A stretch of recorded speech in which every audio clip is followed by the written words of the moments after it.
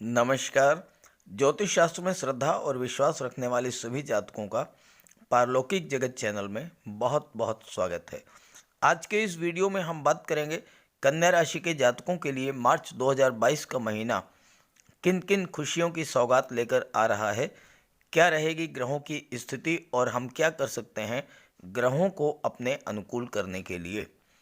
तो आपको बता दें कि मार्च का महीना कन्या राशि के जातकों के लिए बहुत ही अच्छा रहने वाला है, क्योंकि ग्रहों का संयोजन इतना बेहतर बन रहा है जो इससे पहले शायद ही कभी बना होगा।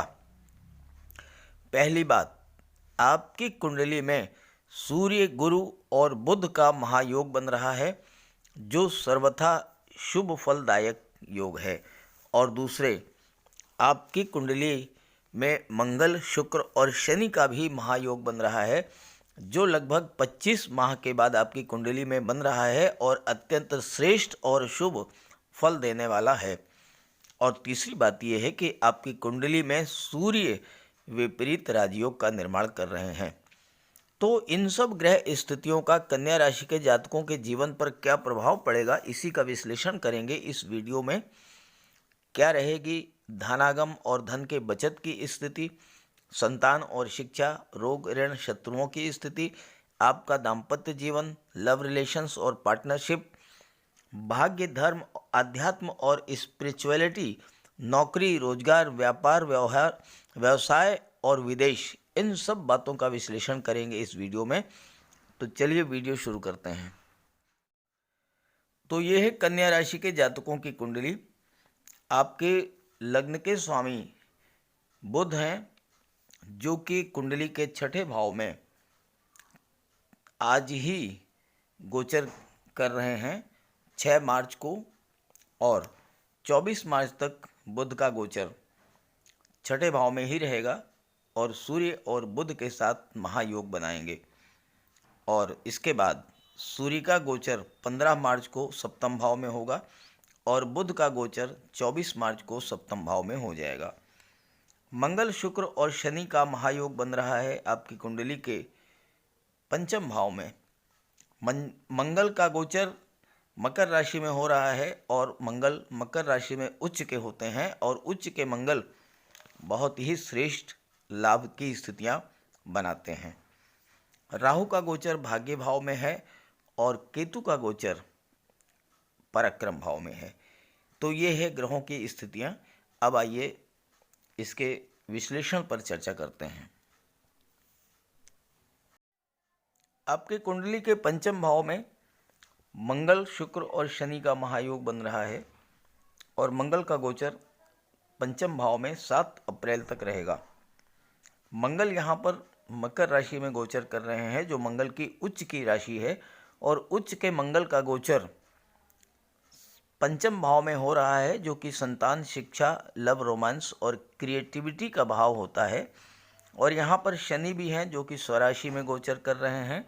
मंगल और शनि दोनों ही टेक्निकल फील्ड से जुड़े हुए, इंजीनियरिंग के क्षेत्र से जुड़े हुए जातकों के लिए बहुत ही अच्छा रिजल्ट देते हैं। मंगल आपके अंदर बहुत अच्छी मैनेजमेंट स्किल डेवलप करेंगे और साथ ही आप मार्केटिंग के क्षेत्र में ज़बरदस्त परफॉर्मेंस देंगे। ऐसे जातक टेक्निकल जॉब में बहुत आगे जाते हैं। बीटेक, एमटेक, एमआईटी, एमसीए, इन सब की पढ़ाई कर रहे छात्रों को ज़बरदस्त लाभ मिलने वाला है। प्रतियोगी छात्रों के लिए भी ये गोचर बहुत ही अच्छा है। मंगल आपके भीतर कंपटीशन को क्रैक करने का जुनून पैदा करेंगे, शनि परिश्रम कराएंगे और धीरे धीरे आप लक्ष्य की ओर बढ़ते चले जाएंगे। शनि परिश्रम का फल अवश्य देंगे क्योंकि शनि न्यायाधीश होते हैं। शुक्र आपकी इच्छा शक्ति और ललक को बढ़ा देंगे और इन तीनों की युति लक्ष्य की ओर बढ़ने और लक्ष्य को पाने के लिए आवश्यक ऊर्जा और जुनून प्रदान करेगी। लक्ष्य को पाने की इच्छा बलवती होगी और शनि के परिश्रम के बल पर आप लक्ष्य को प्राप्त भी कर लेंगे।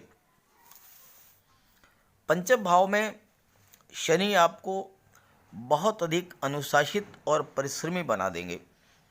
हालांकि बहुत अधिक आत्म केंद्रित होने के कारण जीवन में थोड़ी निराशा जरूर आएगी, लेकिन कार्य के प्रति आपके अंदर गजब का समर्पण होगा। और ऐसे जातक अपने परिश्रमी स्वभाव, अनुशासित स्वभाव के कारण शासन प्रशासन और राजनीति के क्षेत्र में बहुत आगे जाते हैं। शनि आपकी कल्पना शक्ति और क्रिएटिविटी को बूस्टअप करेंगे। आप बहुत अधिक मैच्योर, जिम्मेदार और वास्तविकता के धरातल पर कार्य करने वाले होंगे। हालांकि जॉब, कैरियर और प्रोफेशन के प्रति अत्यधिक समर्पण के कारण विवाह और संतान प्राप्ति में देरी होती है, लेकिन सच तो यही है कि ऐसे जातक जीवन में जब कुछ बन जाते हैं तभी विवाह करते हैं। मंगल उच्च के हैं और आपकी फिजिकल परफॉर्मेंस की क्षमता को बढ़ा देंगे। अगर आप गेम्स या स्पोर्ट्स से जुड़े हुए हैं तो आप इस क्षेत्र में बहुत आगे जाएंगे। देश के बड़े बड़े प्लेयर्स जिन्हें गेम्स और स्पोर्ट्स के क्षेत्र में नाम और यश प्राप्त हुआ है, वो सब बलि मंगल के कारण जीवन में इतनी ऊंचाइयों तक पहुंच पाए हैं। पंचम भाव लव और रोमांस का भी होता है और यहाँ पर आपको विशेष सावधानी बरतनी पड़ेगी। हालांकि शुक्र भी यहाँ पर हैं और शुक्र विवाह के कारक होते हैं, तो आपके लव और रोमांस की स्थिति को विवाह में परिणित कर देंगे, लेकिन सावधानी बरतनी इसलिए होगी कि मंगल छोटी छोटी बातों पर आपके भीतर क्रोध और गलतफहमी पैदा करेंगे। और चूंकि मंगल के प्रभाव से आप कोई भी फैसला बहुत जल्दबाजी में लेंगे तो इसका नकारात्मक प्रभाव आपके लव रिलेशंस पर पड़ेगा। तो रिलेशंस के मामलों में कोई भी फैसला जल्दबाजी में ना लें। किसी तरह की गलतफहमी पैदा होने पर शांति से बैठकर समस्या का समाधान करें। तुनक मिजाजी और क्रोध से बात बिगड़ेगी। हालांकि यहाँ पर शुक्र का भी गोचर है जो अपोजिट सेक्स के प्रति आपके आकर्षण को और अधिक बढ़ा देगा और कोई भी बात बहुत ज़्यादा बिगड़ने से पहले ही संभाल लेंगे। लेकिन अगर आप गर्भवती माता हैं तो आपको विशेष सावधानी बरतनी होगी, चूँकि मंगल ब्लड और सर्जरी के कारक होते हैं। तो ऐसी स्थिति में अगर संतान की प्राप्ति होती है तो वह सर्जरी और ऑपरेशन के द्वारा ही होगी। तो इसलिए आप लगातार चिकित्सक के संपर्क में बनी रहें। और अगर इस गोचर काल में संतान प्राप्त होती है तो सुंदर और आकर्षक संतान की प्राप्ति होगी जो विलक्षण प्रतिभा की धनी होगी। आपको अपने बच्चों से सुख स्नेह प्राप्त होगा, लेकिन आपको भी अपने संतान के प्रति विशेष केयरफुल रहना होगा, क्योंकि मंगल की दृष्टि अष्टम भाव पर पड़ रही है और मंगल अष्टम भाव के स्वामी भी हैं और अष्टम भाव आकस्मिक दुर्घटनाओं का होता है। तो वाहन चलाते समय विशेष सावधानी अपेक्षित है। मंगल, शुक्र और शनि तीनों की संयुक्त दृष्टि आपकी कुंडली के लाभ भाव पर पड़ रही है। तो आइए इसका विश्लेषण कर लेते हैं। कुंडली के एकादश भाव से लाभ का विचार किया जाता है। धन का लाभ, संतान और शिक्षा का लाभ, मान सम्मान, पद और प्रतिष्ठा का लाभ, और इस पर 3 बलवान ग्रहों की दृष्टि पड़ रही है, मंगल, शुक्र और शनि। एकादश भाव आपकी इच्छाओं, कामनाओं और आपके सपनों को रिप्रेजेंट करता है। एकादश भाव पर किसी भी ग्रह की जो कि उच्च का है उसकी दृष्टि पड़े तो बहुत ही श्रेष्ठ फल प्रदान करते हैं। और यहाँ मंगल उच्च के हैं और मंगल की दृष्टि लाभ के भाव पर पड़ रही है, तो कहना ही क्या है, हर तरह से लाभ ही लाभ होगा।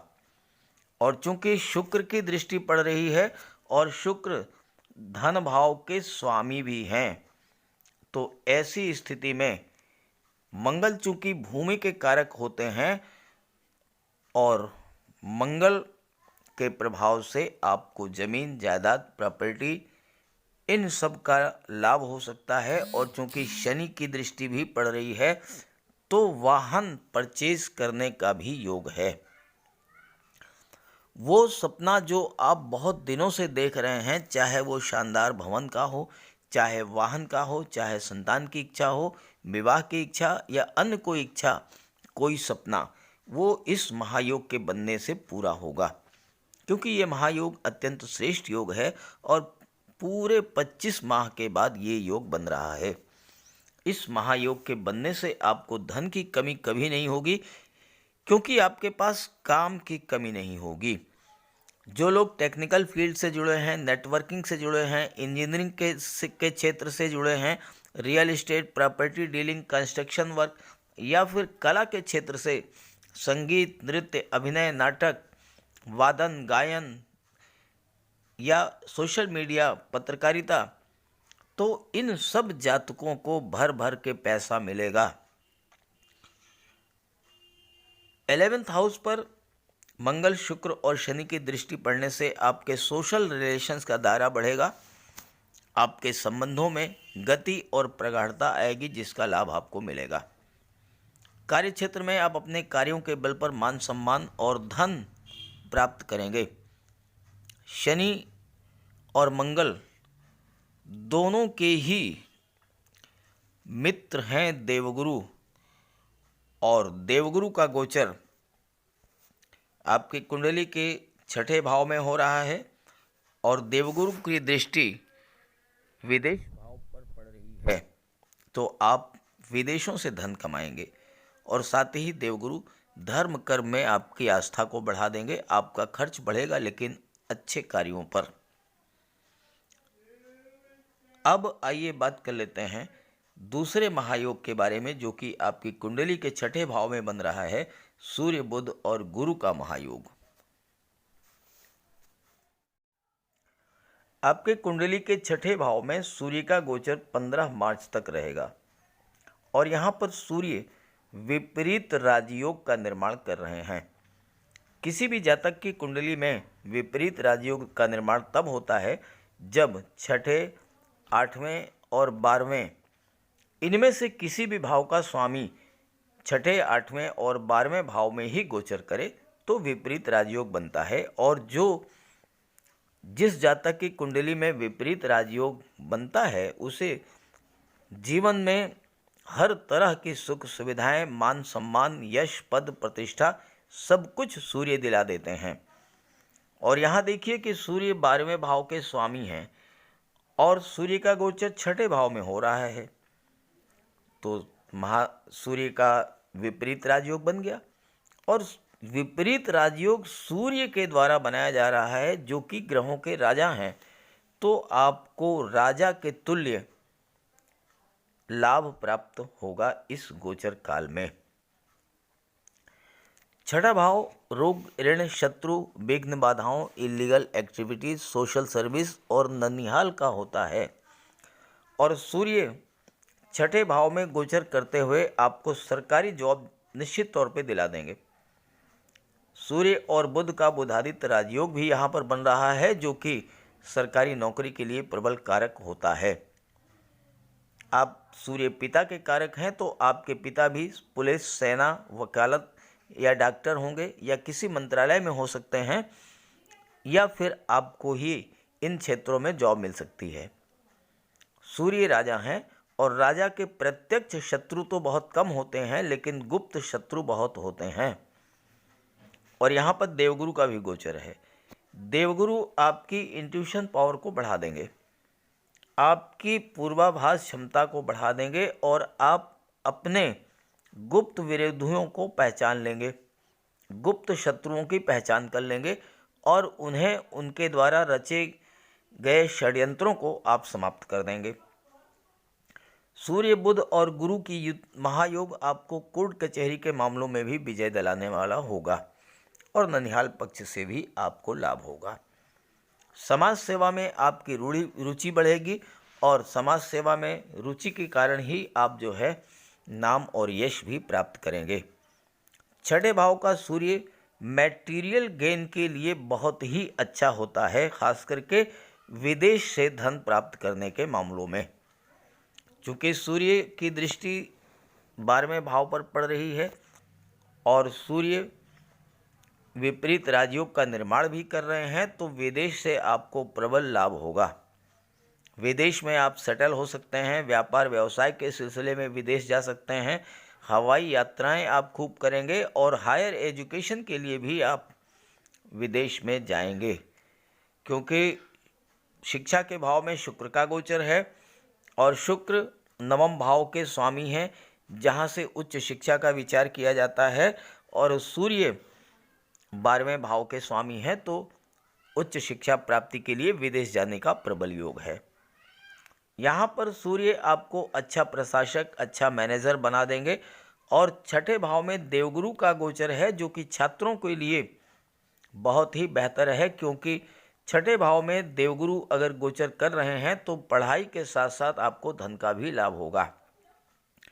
स्कॉलरशिप मिल सकती है या कोई पार्ट टाइम जॉब आपको मिल सकता है, जिससे कि आपको धन की प्राप्ति होगी। और छठे भाव में देवगुरु अच्छे डॉक्टर, अच्छे मनोवैज्ञानिक, अच्छे काउंसलर, अच्छे ब्रोकर, वकील और कोर्ट कचहरी के कर्मचारी बनाते हैं। और अगर आप महिला हैं तो आपका विवाह शिक्षक, वकील, डॉक्टर, कोर्ट कचहरी के कर्मचारी, पुलिस या सेना के अधिकारियों के साथ हो सकता है। और देवगुरु छठे भाव में पैतृक संपत्ति का भी लाभ दिलाते हैं। आपके शत्रु के साथ ऐसी कोई घटना घट सकती है जिससे आपको लाभ होगा। 15 मार्च को सूर्य का गोचर सप्तम भाव में होगा और 24 मार्च को बुध का गोचर सप्तम भाव में होगा और देवगुरु की राशि में होगा ये गोचर, मीन राशि में। तो आइए इसका विश्लेषण भी कर लेते हैं। कुंडली के सप्तम भाव से दाम्पत्य सुख, love relations, partnership, public relations और पब्लिक इमेज का विचार किया जाता है। और सूर्य चूंकि राजा हैं, शासन प्रशासन में आप हो सकते हैं, राजनीति के क्षेत्र में आप हो सकते हैं, और इन क्षेत्रों में आपका पब्लिक से सीधा संपर्क होगा और आप अपनी छवि को लेकर बहुत ही सतर्क रहेंगे। लोग आपके बारे में क्या सोचते हैं इसका ख्याल रखेंगे। और सप्तम भाव में सूर्य और बुध का गोचर देवगुरु की राशि में होने से आपको सरकार से लाभ मिलेगा, व्यापार के क्षेत्र में सफलता मिलेगी, आप लोगों की हेल्प करेंगे, और या तो आप खुद शासन प्रशासन और राजनीति में होंगे या फिर उससे जुड़े लोगों से संबंध आपके बहुत अच्छे होंगे। पिता का बहुत अच्छा सपोर्ट आपको प्राप्त होगा, क्योंकि सूर्य पिता के कारक होते हैं। राजनीति और सरकार से जुड़े कार्य, पब्लिक इंटरेस्ट के कार्य, इन सब में आपकी रुचि होगी। और अगर आपका विवाह 25 वर्ष के बाद होता है तो जीवन साथी भी आपको बहुत सपोर्टिव मिलेगा और वो भी जॉब में हो सकता है। कुंडली का सप्तम भाव तुला राशि का होता है और तुला राशि जीवन में संतुलन बनाना सिखाती है। और इस गोचर में अगर आपका विवाह होता है, चूँकि सप्तम भाव से विवाह का भी विचार किया जाता है, तो अत्यंत खूबसूरत और सपोर्टिव नेचर की जीवन साथी आपको प्राप्त होगी और साथ ही साथ ससुराल भी आपकी अत्यंत धनाढ्य होगी। सप्तम भाव में सूर्य और बुध का बुधादित्य राजयोग बनने से अच्छे वकील, अच्छे पत्रकार, न्यायालय के अधिकारी कर्मचारी, अच्छे उपदेशक, अच्छे शिक्षक बनाते हैं। और देवगुरु की राशि में ये योग बन रहा है तो देवगुरु आपको कोर्ट कचहरी के मामलों में सफलता दिलाएंगे, राज्य से धन दिलाएंगे और आपका पुत्र भी मेधावी और भाग्यशाली होगा। और सप्तम भाव में सूर्य और बुध का बुधादित्य योग आपको असाधारण लाभ दिलाएगा। व्यापार के क्षेत्र में बहुत बड़ी सफलता मिलेगी, क्योंकि बुध व्यापार के कारक हैं और बुध ही आपके कर्म भाव के स्वामी हैं और बुध ही आपके लग्न भाव के स्वामी हैं। तो जो जातक व्यापार के क्षेत्र से जुड़े हुए हैं उनके लिए सूर्य, बुध और गुरु का ये जो गोचर है मार्च के महीने में बहुत ही श्रेष्ठ लाभ देने वाला होगा। बात करते हैं राहु की, जो कि कुंडली के भाग्य भाव में गोचर कर रहे हैं। राहु का गोचर आपकी कुंडली के नवम भाव में हो रहा है, भाग्य भाव में हो रहा है। और नवम भाव से भाग्य, धर्म, अध्यात्म, गुरु, लंबी यात्राएं, तीर्थ यात्राएं और उच्च शिक्षा का विचार किया जाता है। नवम भाव में राहु अकेले गोचर कर रहे हैं और राहु कहीं भी किसी भी कुंडली के शुभ भाव में अगर अकेले गोचर करते हैं तो बहुत ही अच्छा लाभ देते हैं, बहुत ही शुभ फल देते हैं। तो पहली बात तो ये है कि आपको भाग्य का पूरा सपोर्ट मिलेगा। दूसरी बात, आपको अद्भुत बौद्धिक क्षमता प्रदान करेंगे और उच्च शिक्षा के क्षेत्र में management, IT sector, MBA, MCA, BEd या किसी अन्य स्ट्रीम में अगर आप हायर एजुकेशन प्राप्त करना चाहते हैं तो विदेश जा कर के उच्च शिक्षा ग्रहण करने के प्रबल योग बनता है। और चूंकि आपके लग्न भाव के स्वामी हैं राहु, स्वामी हैं बुध, और राहु बुध के गुणों में वृद्धि कर देते हैं। खास करके कन्या राशि और मिथुन राशि के जातकों के लिए शिक्षा के क्षेत्र में, लेखन के क्षेत्र में, बैंकिंग, फाइनेंस सेक्टर में बहुत अच्छा रिजल्ट देते हैं। भाग्य का पूरा सपोर्ट मिलता है। अब आइए बात करते हैं केतु के बारे में, जो कि कुंडली के पराक्रम भाव में गोचर कर रहे हैं। केतु का गोचर आपकी कुंडली के पराक्रम भाव में हो रहा है और केतु का गोचर मंगल की राशि वृश्चिक राशि में हो रहा है। और केतु का स्वभाव है कि वो मंगल जैसा ही व्यवहार करते हैं। कुंडली के तीसरे भाव से पराक्रम, साहस, छोटे भाई बहनों, छोटी यात्राओं का, कम्युनिकेशन स्किल का और बाहुबल का विचार किया जाता है। थर्ड हाउस के स्वामी मंगल हैं और केतु मंगल के जैसा ही व्यवहार करते हैं, तो आपको आपके साहस, पराक्रम में वृद्धि करेंगे और आपके अंदर कार्य करने की असीम ऊर्जा होगी। ऐसे जातक जिनके कुंडली के पराक्रम भाव में केतु का गोचर हो, वो मुंह से ज़्यादा नहीं बोलते हैं, लेकिन बिल्कुल खामोशी से अपना कार्य करते हैं और कार्य को अंजाम तक पहुंचाते हैं। थर्ड हाउस में केतु आपको मनी मैनेजमेंट में बहुत पारंगत बना देते हैं।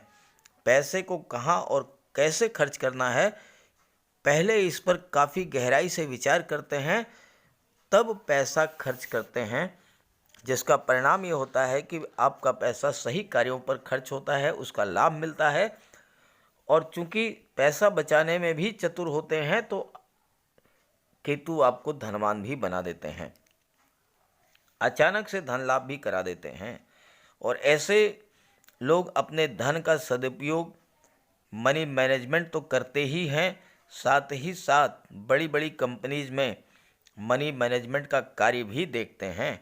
और शेयर मार्केट में तो ये लोग बहुत ही सफल होते हैं, क्योंकि इन्हें मालूम है कि कब और कहाँ पैसा लगाने से ज़्यादा लाभ होगा। तो केतु का गोचर आपके पराक्रम भाव में आपको बहुत अधिक लाभ देने वाला सिद्ध होगा। अब आइए बात कर लेते हैं उपायों और सावधानियों के बारे में। तो बात कर लेते हैं उपाय और सावधानियों के बारे में।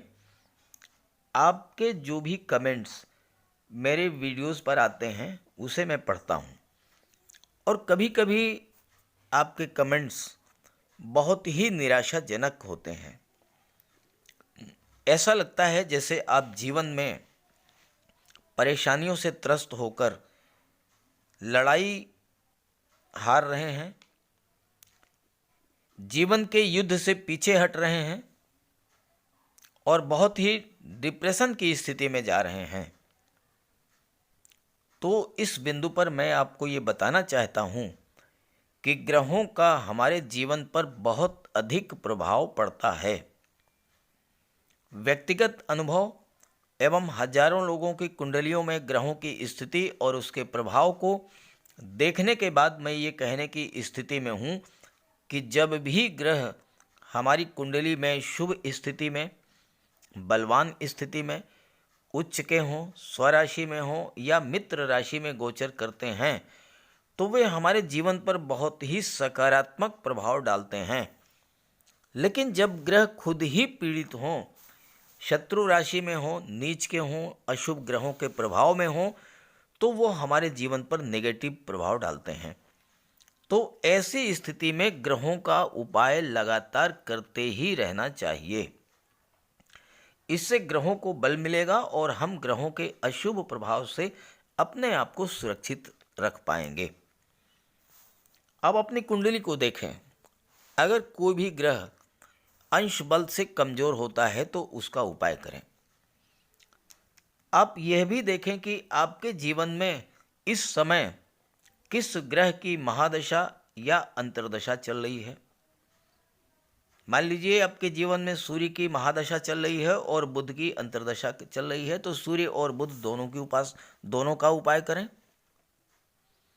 जो ग्रह आपकी कुंडली में अंश बल से कमजोर है, 12 डिग्री से कम है अंश बल, 18 डिग्री से ज़्यादा है अंश बल, तो उस स्थिति में उसका उपाय करें।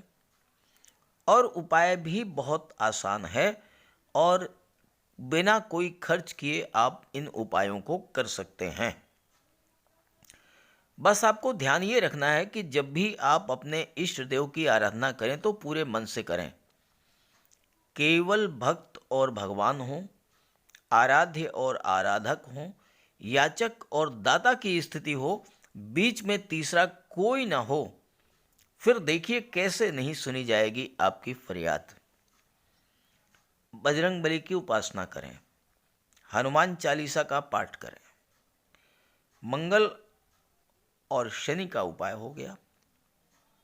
माता लक्ष्मी की उपासना करें, घर को साफ सुथरा रखें, शुक्र का उपाय हो गया।